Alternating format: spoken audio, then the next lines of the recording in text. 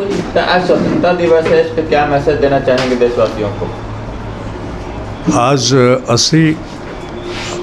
80वां स्वतंत्रता दिवस समारोह मनाया जा रहा है पूरे देश में। हमारा जो संगठन है, हमारा जो ऑर्गेनाइजेशन है,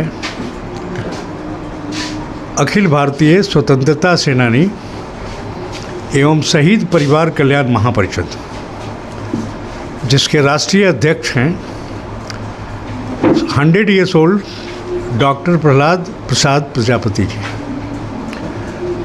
यहाँ उपस्थित हैं। महापरिषद के राष्ट्रीय उपाध्यक्ष श्री सुनील कुमार चौधरी जी, विनोद कुमार चौधरी जी, और ये संगठन पूरे देश में बिहार राज्य स्वतंत्रता सेनानी संगठन जहां हम लोग उपस्थित हैं वो महापरिषद की इकाई है। इसलिए पूरे देश में के 22 राज्यों में महापरिषद की इकाई काम कर रही है, जो एफिलिएटेड है राष्ट्रीय स्तर से। महापरिषद का मुख्य अभी हमने सिद्धांत प्रतिपादित किया है उसका कि देश में देशभक्ति का अभाव रहा है, तो देश में देशभक्ति के जुनून के साथ हिंदुस्तान में लगभग 2 करोड़ स्वतंत्रता सेनानी परिवार हैं। उनका भूमिका देश के लिए क्या होना चाहिए? वो अपने कर्तव्यों का निर्वहन करना चाहते हैं देश के लिए, देशभक्ति के जुनून के साथ। चूँकि पूरे हिंदुस्तान को ये पता है कि आज़ादी का 80 वर्ष हो गया है। आज़ादी जो ली गई थी और वो आज़ादी किस नैतिक मूल्यों के आधार पर लिया गया था, कौन सा नैतिक मूल्य था, उस नैतिक मूल्यों के साथ हिंदुस्तान के 2 करोड़ स्वतंत्रता सेनानी परिवार अपने कर्तव्यों का निर्वहन करने के लिए तैयार हैं। तो स्वतंत्रता सेनानियों के लिए आप क्या डिमांड करेंगे? उसमें हम लोगों ने किया है, अभी हमारे मैंने प्रधानमंत्री को भी पत्र लिखा है। प्रधानमंत्री जी हर दिन कहते हैं कि भारत को स्वतंत्रता सेनानी के सपनों का भारत बनाऊंगा। तो इस संदर्भ में हम लोगों ने सरकार से मिला था और सरकार को प्रतिवेदन दिया था कि अगर आप चाहते हैं देश में कि स्वतंत्रता सेनानी के सपनों का भारत बनाना, तो सबसे पहले उन सभी स्वतंत्रता सेनानी जो पूर्वज जो आज़ादी की लड़ाई लड़े थे, उन परिवारों का एकीकरण करना बहुत ज़रूरी है। क्योंकि जिस परिवार में इतना बड़ा नैतिक मूल्य स्थापित कर देश को आज़ाद कराया था, उसका एकीकरण देश के लिए बहुत ज़रूरी है। पहला एकीकरण कैसे करेंगे? अभी वर्तमान में राष्ट्रीय जनगणना चल रही है, तो मैंने सरकार से, केंद्र सरकार से मांग किया है कि स्वतंत्रता सेनानी परिवारों की गणना अलग कॉलम बनाकर की जाए, सो दैट कि हम दिखा सकें कि हिंदुस्तान में इतने लोग आज़ादी की लड़ाई इनके परिवार पूर्वज लड़े थे। दूसरा 5 पॉइंट, दूसरा पॉइंट ये था कि भारत सरकार के गृह विभाग में साक्ष्य है सबका, जितने भी स्वतंत्रता सेनानी देश में है सबका साक्ष्य है। उस साक्ष्य के आधार पर सब उनके परिवार वालों को ऑनलाइन परिचय पत्र जारी कर दें सरकार। तीसरा हमने मांग किया था कि जो अभी इमिनेंट कमेटी है भारत सरकार में जो काम कर रही है, स्वतंत्रता सेनानियों की कमेटी है, उसमें मेंबर रहते हैं। तो अब तो स्वतंत्रता सेनानी काफ़ी ओल्ड हो चुके हैं, फिर भी हमने कहा कि महापरिषद को संवैधानिक दर्जा प्रदान कर दीजिए देश में। अगर ये 3 काम भारत सरकार कर लेती है तो हिंदुस्तान में स्वतंत्रता सेनानी के परिवारों का एकीकरण हो जाए।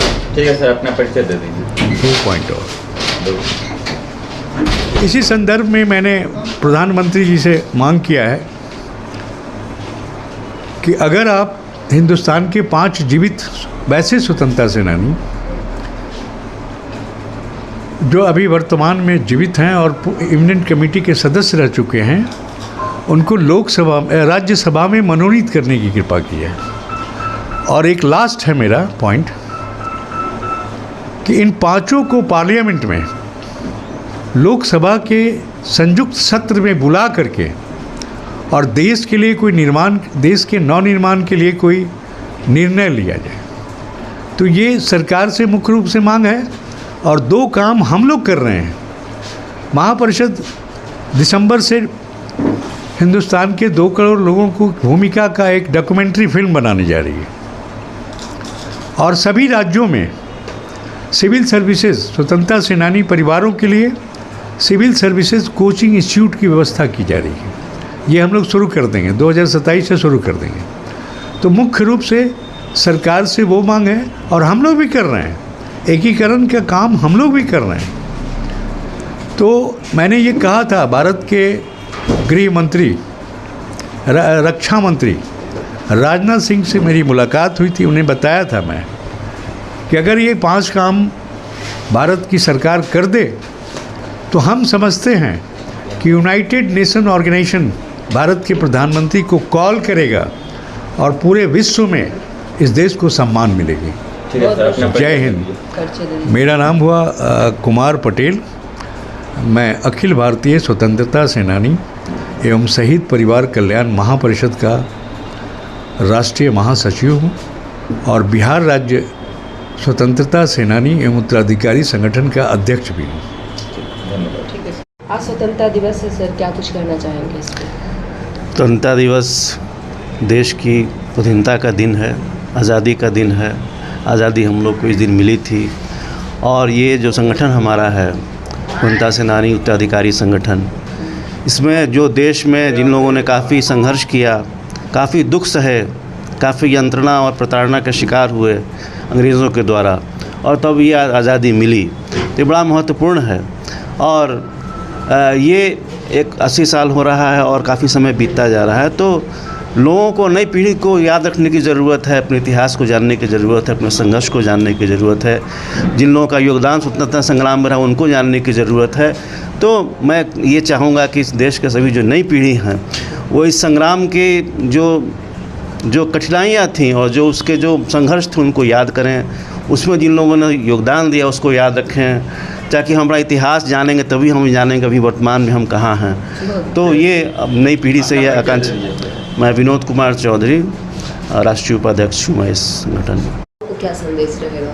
आज हमारा देश को आज़ाद हुए 80 वर्ष हो चुका है। आज उसकी हम लोग खुशियाँ मना रहे हैं, क्योंकि हमारा देश आज़ाद हुआ था और हमारे पूर्वजों ने जिस तरह से देश की आज़ादी में, जंग आज़ादी में बढ़ चढ़ करके अपना सर्वोच्च निछावर किया, तब जा कर के आज हमें देश आज़ाद हुआ।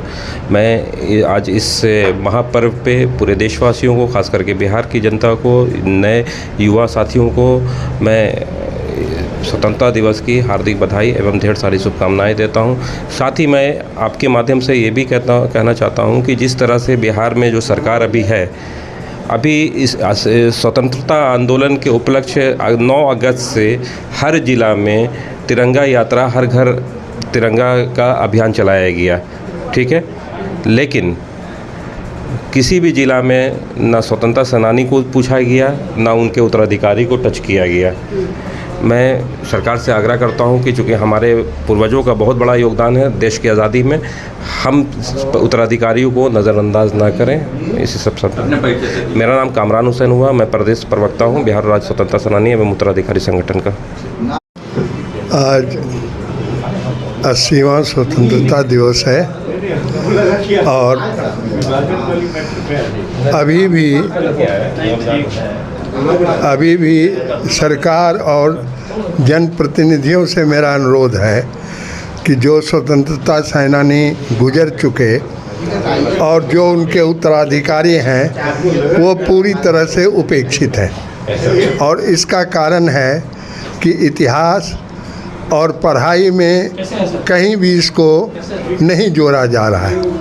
अगर बिहार की बात करें तो सिर्फ मुंगेर यूनिवर्सिटी में बाबू सियाराम सिंह जो एक स्वतंत्रता सेनानी थे उनको पीजी के कोर्स में लिया गया। मेरा अनुरोध है सरकार से और जनप्रतिनिधियों से कि गुजरे हुए स्वतंत्रता सेनानियों के लिए कुछ सम्मानित संस्थाएं बने और इतिहास में बदलाव होकर उनकी पढ़ाई स्कूल और कॉलेजों में हो। सर, आपके पीछे सुभाष चंद्र बोस जी का फोटो नजर आ रहा है, किस तरह से देखते हैं कि आज़ाद हिंद फौज की क्या भूमिका थी आज़ादी? आज़ाद हिंद फौज की बहुत भूमिका थी और मैं आपको कहने में कोई संकोच नहीं कर रहा हूँ। सुभाष चंद्र बोस हमारे घर पे भी आए थे, ग्राम तिलकपुर, प्रखंड सुल्तानगंज और भागलपुर, लेकिन सिर्फ वैसे जिस तरह नेहरू जी की के और उनके परिवार की सब जगह खोज हो रही है, वैसे बड़े स्वतंत्रता सेनानियों का तो इतिहास में नाम है, लेकिन उसी के समकक्ष जो स्वतंत्रता सेनानी प्रदेश में, गांव में, शहर में है, उनका शिक्षा के क्षेत्र में कहीं किसी भी वर्ग में पढ़ाई नहीं होती है। मेरा कहना है कि उसकी पढ़ाई होनी चाहिए, जिससे कि आने वाले बच्चे जान सकें, भविष्य जान सकें कि ये यहाँ थे। बिहार में मैं उदाहरण दूंगा माननीय स्वर्गीय जगलाल चौधरी जी का। उनके लड़के को अंग्रेज़ों ने गाछ में टांग करके गोली मार दिया, लेकिन बाबू जगलाल चौधरी का कहीं आपको चर्चा में नाम नहीं आता। अब्दुल बारी थे, इतने बड़े स्वतंत्रता सेनानी थे, उनकी चर्चा तक नहीं है।